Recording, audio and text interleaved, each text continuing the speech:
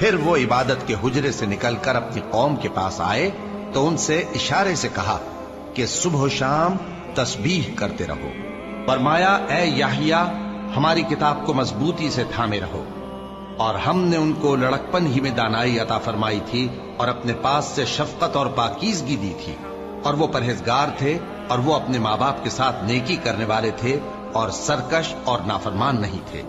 اور جس دن وہ پیدا ہوئے اور جس دن وفات پائیں گے اور جس دن زندہ کر کے اٹھائے جائیں گے ان پر سلام ہے۔ اور کتاب یعنی قرآن میں مریم کا بھی تذکرہ کرو،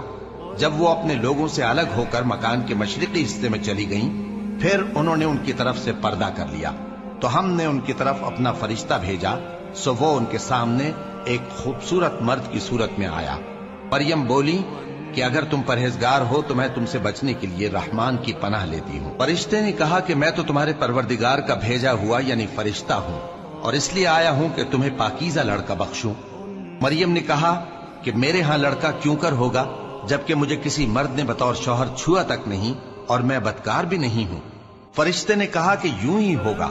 تمہارے پروردگار نے فرمایا کہ یہ مجھے آسان ہے اور میں اسے اسی طریق پر پیدا کروں گا تاکہ اس کو ہم لوگوں کے لیے اپنی طرف سے نشانی اور ذریعہ رحمت بنائیں،